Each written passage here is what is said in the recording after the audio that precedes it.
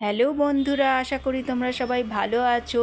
বাঙালির তো 12 মাসে 13 পার্বণ। এবার চলে এলো রথযাত্রা। জগন্নাথ দেবের মাসির বাড়ি যাওয়ার সময় হয়ে গেল। সেই যে মেয়েদের ছোটোবেলায় রথ টানা শিখিয়েছিলাম, সেই ট্র্যাডিশন ওরা এখনও ধরে রেখেছে। হয় নিজেরা তৈরি করে ফেলে রথ, না হলে কিনে নিয়ে চলে আসে। এবারে একদম টাইম পায়নি অফিস কলেজ করে, তো এবারে কিনেই এনেছে রথটা। আর দেখো, মূর্তিও কিনে এনেছে জগন্নাথ, সুভদ্রা, বলরামের। আর তার সাথে এগুলো সাজানোর জন্য দিয়েছে। এই ফ্ল্যাগটা ওপরে লাগানো হবে, এখনও কিছু সাজানোই হয়নি, ওরা টাইম পায়নি, তবে কালকে সব সাজিয়ে ফেলবে। সাজানোর পরেও তোমাদেরকে দেখাবো। আর এই ঘোড়াগুলো দেখো, এই চাকার সামনে দেয়া হবে যেন ঘোড়াগুলো টেনে নিয়ে যাবে। আর পেছনে তো এমনি দড়ি থাকেই, সবাই টেনে নিয়ে যায়। তো খুব আনন্দ হচ্ছে।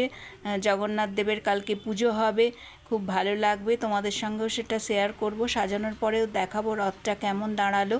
তো রথ এনেছে বলে তোমাদেরকে একটু দেখিয়ে দিলাম। কেমন হয়েছে তোমরা সবাই বলো। সবাই ভালো থেকো, খুব করে জিলিপি খাও, আর পাঁপড় ভাজা খাও, মেলা দেখো, ঘোরো, এনজয় করো লাইফটা। খুব ভালো থেকো সবাই। আর এই যে এইগুলো সব দেখিয়ে দিচ্ছি তোমাদের, এগুলো সব সাজানো হবে। আর ভালো লেগে থাকলে একটা লাইক দিও।